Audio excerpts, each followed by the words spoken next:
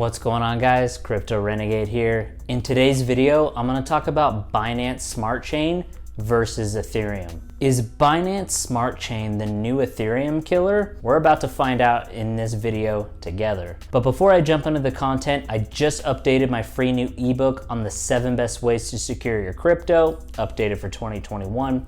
It's 100% free. Check it out in the description. It's also pinned in the comments. All right, let's get started.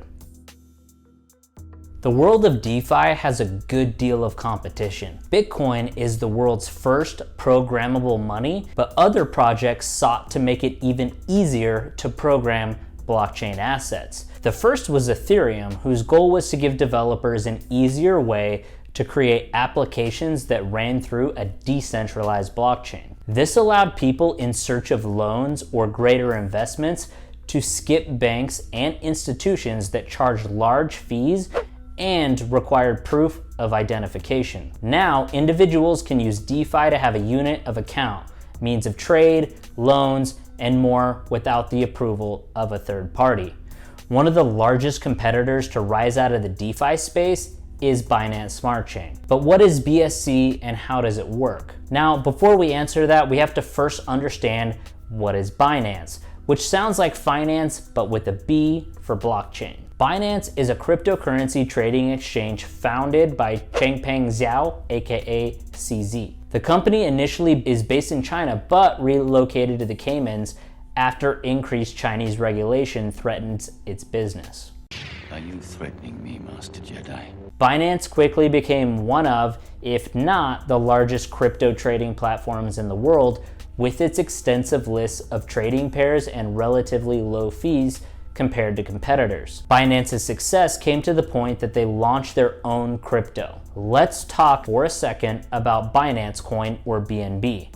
In 2017, Binance launched Binance Coin, or BNB, as an ERC20 token on Ethereum through an ICO. The company offered 10% of the supply to angel investors, 40% of the supply to the founding team, and the remaining supply to the public. The coin is used as a utility token for the Binance exchange and allows users to pay for transactions and trading fees at a lower rate than they otherwise would through other tokens. Binance uses the process of token birds, meaning they profit from the token sales to repurchase more BNB and then burn or destroy them. The token then transitioned off of the Ethereum network to a new native chain in 2019. They have then moved again after the announcement of the Binance Smart Chain. Lastly, let's talk about Binance Smart Chain, or BSC. In September 2020, Binance announced its new DeFi platform, BSC, which was later launched in April. Its purpose was to offer an alternative to Ethereum and other leading DeFi platforms. Over time, Ethereum grew past what its infrastructure could actually handle, causing congestion, slow transactions, and fees so high that sending anything under $100 was borderline impossible unless you timed it perfectly. This led to the rise of other smart contract platforms like BSC, which rapidly grew as Ethereum couldn't provide a viable platform for those that couldn't afford fees. Today, BSC has $26 billion in total value locked in the various applications that run on the platform. But what does Binance Smart Chain offer, and how does it compare to others like Ethereum? I'll try to answer all of this in this video. Binance versus Ethereum consensus mechanisms. Binance has made huge strides in catching up with Ethereum in terms of trading volume. They also both have extremely similar applications built on top of them, like decentralized exchanges and lending and borrowing platforms. But they operate on two vastly different consensus mechanisms. A consensus mechanism is a system that allows nodes or participants in a distributed computer system or blockchain to reach a consensus about a correct set of data or transactions. This is what gives blockchain networks their security and allows participants to verify the authenticity of transactions without needing to trust each other. You trust me? I do. You're calm.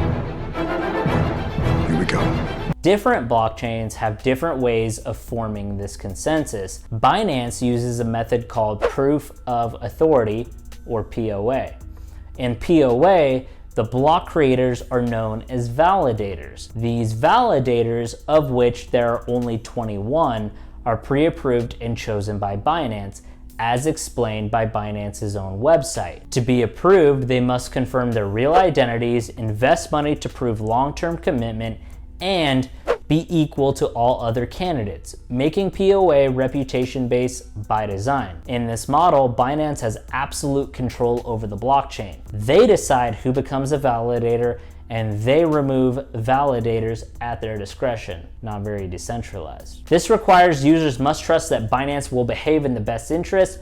Should Binance decide to alter any aspect of the chain or ecosystem, it has the power to do so. The founder and CEO of Binance, CZ, famously said that BSC is like C DeFi or centralized DeFi. In the thread stemmed from Zhao's tweet, he said that the benefits come from such centralized control that our Binance itself can vet projects built on the system. But more than one project has already been bad for investors. Now let's see Ethereum. Currently, Ethereum uses the same proof of work or POW mechanism that Bitcoin does. In this system, computers compete with one another to validate transactions. To win, the computer must solve complex mathematical puzzles.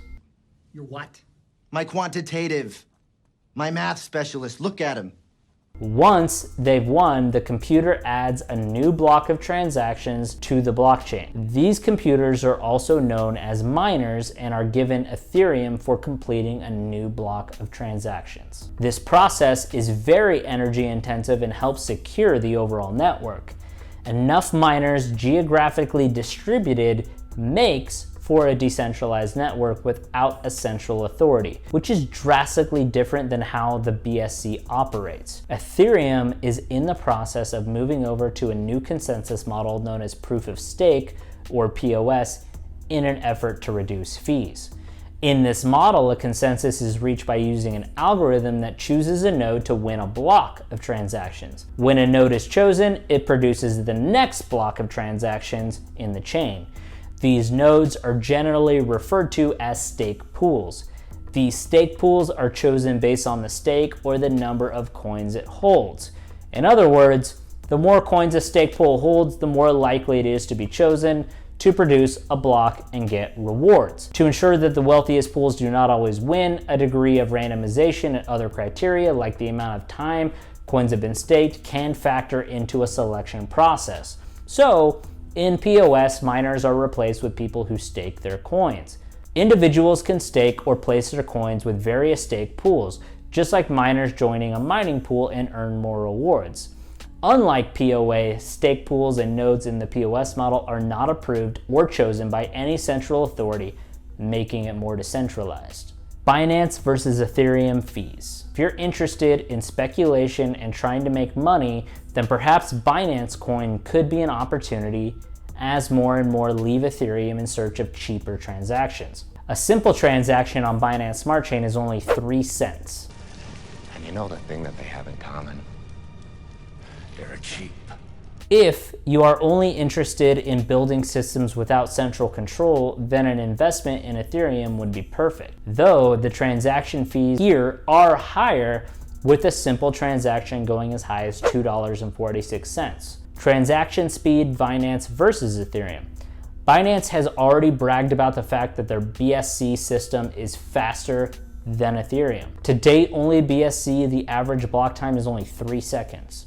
When we compare this to Ethereum's 13 seconds, we're looking at a speed improvement of roughly 4.3 times. For Ethereum, we can see that the transaction time ranges from 30 seconds to 16 minutes, which is not optimal for users. When compared as a whole, these two blockchains are great depending on what you want to use them for. Every individual's choice here depends on their reason for investing in the first place. Do you wish to speculate on a cryptocurrency, or are you interested in a decentralized ecosystem that solves real-world problems like me? The problem that crypto, specifically Bitcoin, aims to solve are related to control and freedom, not just making money on speculation. To be fair, there's nothing wrong with making speculative investments.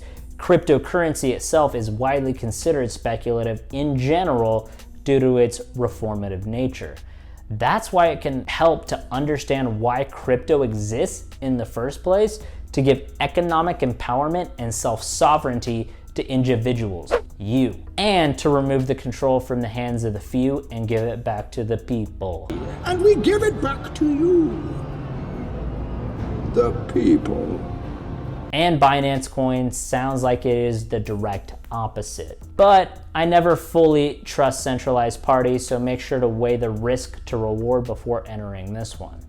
And now, with Ethereum passing onto proof of stake mechanism, we will surely see way lower fees and faster transaction speeds, which will make Ethereum ultimately better than Binance Smart Chain, in my opinion. With all that said, that was it for today's video, guys. I hope you enjoyed it. Let me know your opinions down below in the comments, and don't forget to like, share, and subscribe, and I will see you guys in the next video.